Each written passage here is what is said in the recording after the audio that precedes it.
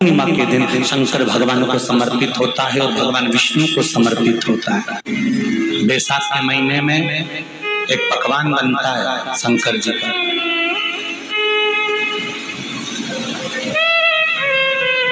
शिव जी के हाथ में त्रिशूल है, शिव जी के 3 नेत्र हैं, बेलपत्री में भी 3 बोलते जाओ पत्ती है। बैसाख के महीने में जो लगता है उसमें भी 3 ही चीज मिलती है। सत्तू कोई दूसरे महीने में बनता है? जम के तो बोलो नहीं। कब बनता है? यही बैसाख के महीने में। चने की दाल, गेहूं और जौ, इन तीनों को गलाकर सेक कर जो सत्तू तैयार होता है, इसी बैसाख के महीने में परशुराम जयंती के दिन या अमावस्या के दिन या पूर्णिमा के दिन शंकर भगवान को समर्पित होता है और भगवान विष्णु को समर्पित होता है। दुनिया के लोग कहते क्या होता है सत्तू से? सास अपनी बहू से कहती है बेटा सत्तू बना ले, थोड़ा सा सत्तू बाजार से ले आना, 10 रुपए का खरीद कर ले आना। आज सत्तू, आज अपन पूजन करेंगे सत्तू की, अक्षय तृतीया है, थोड़ा सा पूज देंगे, थोड़ा सा भगवान को भोग लगा देंगे, सत्तू का लड्डू बना लेंगे। बोलो री जी सही है कि गलत है?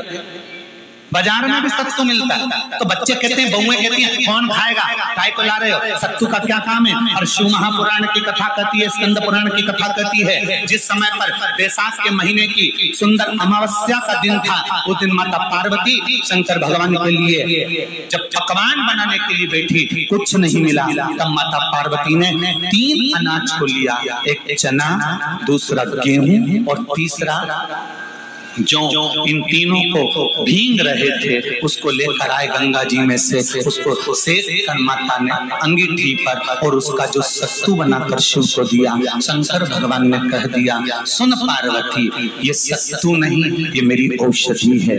बैसाख के महीने में जो खाएगा वो जिंदगी भर रोएगा नहीं, शरीर से स्वस्थ। अब उसको लोगों ने हंसी खेल में ले लिया, सत्तू का क्या काम, मम्मी हम नहीं खाएंगे, बड़ा पूरा। शिव जी का एक एक चीज बैसाख के महीने में पियो बेल। बेल मतलब समझ गए? बेल का रस।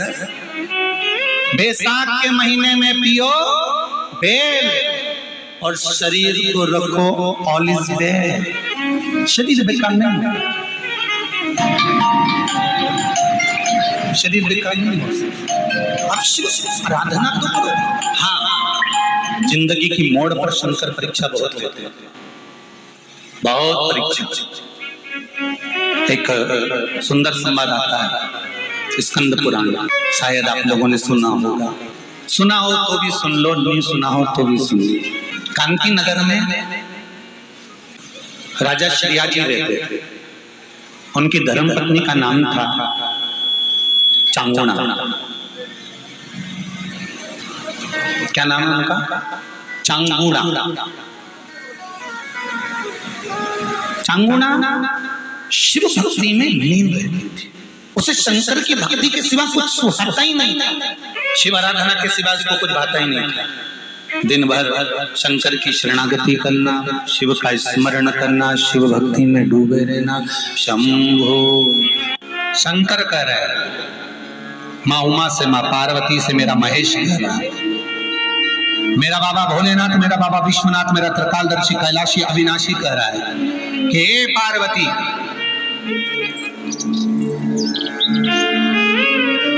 एक बीला, एक बेल जो मुझे समर्पित करता है, और समर्पित करने के बाद उस बेल की महत्वता देखिए, जो बैसाख महीने में बाबा शंकर को जो चढ़ाया जाता है, और 1000 अश्वमेध यज्ञ का पुण्य फलम प्राप्त कर लेते मात्र एक फल चढ़ाकर, पुण्य फलम प्राप्त कर लेते मात्र एक फल चढ़ाकर, मात्र एक फल चढ़ाकर। हे पार्वती,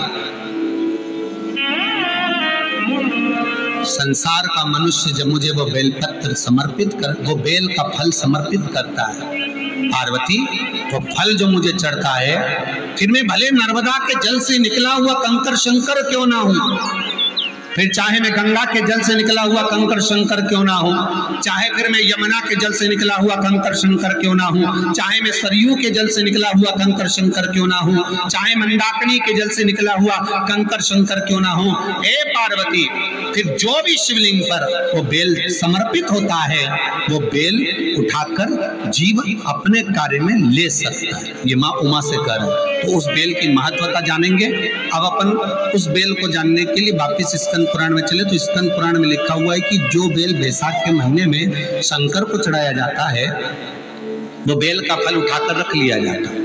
बैसाख के महीने में उस चढ़े हुए, बाकी का आपका बेल का फल खाना हो तो बात दूसरी, पर चढ़ा हुआ जो बेल का फल है वो पूरा बैसाख नहीं खाना। बैसाख के बाद में अगला जो महीना आए उस महीने के अंदर उस फल के अंदर का गुर्दा निकालकर उसको सुखा लीजिए और सुखाकर जिस व्यक्ति को पथरी की बीमारी हो और जिस व्यक्ति को पेट में बहुत भोजन पचता ही नहीं है, पूरा शरीर पाचन क्रिया बेकार हो गई, उस व्यक्ति को केवल 7 दिन तक शंकर पर चढ़ा हुआ वो बेलपत्र प्रदान कर दीजिए। पथरी भी बाहर और पाचन क्रिया भी ठीक, जिंदगी भर तकलीफ नहीं।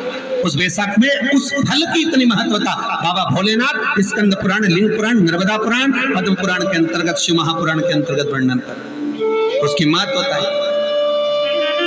वो बेल का फल साधारण नहीं हो सकता। अब मंदार का जो पुष्प होता है, आंकड़े का जो फूल होता है, एक सफेद कलर का भी होता है और एक गुलाबी कलर का भी होता है। देखा है आप लोगों ने? बोलो जम के बोलो, देखा है ना?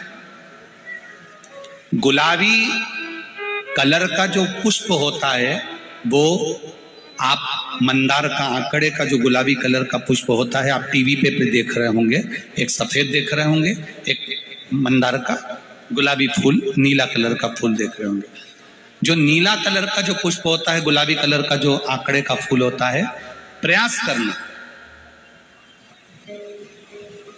जब किसी विषम परिस्थिति में फंस गए, विषम परिस्थिति, जब आपको लग रहा है कि मुझे बहुत भय लग रहा है, कुछ बुरा होने वाला, आपको लग रहा है आज मेरी उल्टी आंख बहुत फड़क रही है, कुछ गड़बड़ होने वाला, आपको लग रहा है मेरी सीधी आंख फड़क रही, कुछ गड़बड़ होने वाला, तब केवल वो नीला जो गुलाबी पुष्प है मंदार का, उसको कहीं से लाकर शिवालय में अशोक सुंदरी वाली जगह पर स्पर्श कर कर शिवलिंग पर आप चढ़ा दीजिए।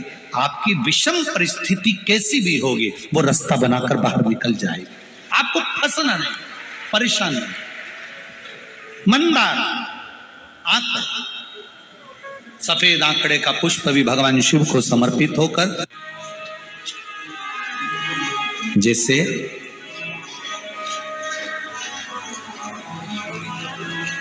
बेले के फल का गुर्दा, बेल का जो फल होता है, बेलपत्री का फल, उसका जैसे गुर्दा, उसके अंदर का जो भाग होता है बेल का, वो गुर्दा,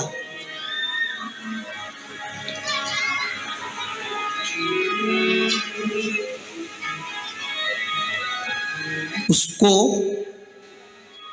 अग्नि में जलाकर उसकी भस्म तैयार कर कर छान कर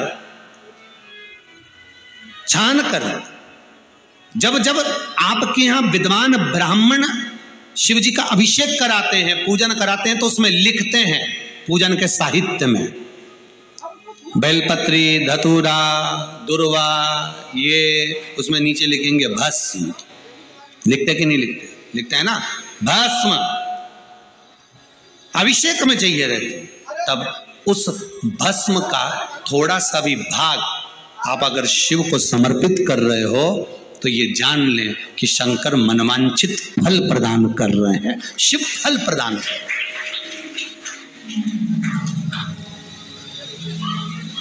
महाराज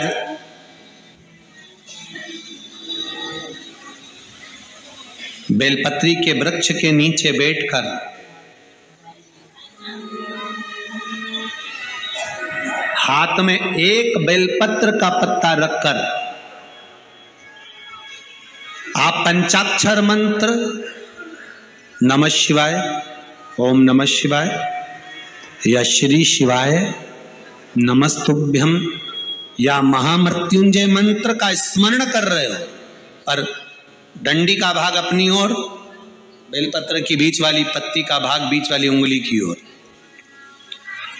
रख कर अगर आप स्मरण कर रहे हैं और अपनी कामना कर कर बेलपत्री के वृक्ष के नीचे बैठकर उस पत्ते को सम्मुख रखकर बाबा से विनय कर कर एकांत में उस बेलपत्री के वृक्ष की छांव में, बेलपत्री के वृक्ष की छांव आप कामना कर कर उस पत्ते को शंकर भगवान के ऊपर समर्पित कर रहे हैं, तो ये जान कर रखें कि पार्वती और शिव का मिलन करवा रहे हैं और अपनी मनवांछित फल कामना पूर्ण करवा रहे हैं। क्योंकि शिव और पार्वती का जब मिलन होता है, शंकर पार्वती जब एक दूसरे के सम्मुख में होते हैं, शिव और पार्वती जब एक दूसरे के सामने अपने बच्चों के कारण एक दूसरे के सम्मुख में आते हैं, तो उनके चेहरे पर प्रसन्नता का भाव आ जाता है। तो फल, मनवांचित फल की कामना आप जिस कामना के लिए कर रहे हो, विवाह के लिए, नौकरी के लिए, सर्विस के लिए, व्यापार के लिए, रोग मुक्ति के लिए, आप जिस कामना से कर रहे हो, ईश्वर महादेव जो व्यक्ति पथभ्रष्ट होता है, जैसे मदिरा के नशे में पड़ गया, कहीं जुए में पड़ गया, कहीं मांसाहार में पड़ गया, कहीं व्यसन में पड़ गया, कहीं गलत काम में अगर कोई जा रहा है, तो श्रंभेश्वर महादेव के नाम से काली तिल भगवान शिव को समर्पित करी जाती है। महाराज काली तिल को वापस उठा कर ले आते हैं, उसी काली तिल को जो मदिरा का नशा करने वाला होता है या जो गलत व्यसन में डूबा हुआ होता है, उसको वो सुबह के समय अगर नहीं खाता तो भोजन के साथ उसको दिया जाए। श्रंभेश्वर महादेव, एक बेलपत्री का भी बहुत अच्छा प्रयोग है श्रंभेश्वर महादेव का, मदिरा पीने वालों के लिए, मांसाहार, व्यसन में, जुए में, वेश्यावृत्ति में, पर नारी में, गलत जगह पर जो डूबे रहते हैं उनके लिए। पहले की कथा में उसका वर्णन किया है बेलपत्री का। श्रंभेश्वर महादेव, एक बार सब बोलेंगे, कौन से महादेव? श्रंभेश्वर महादेव।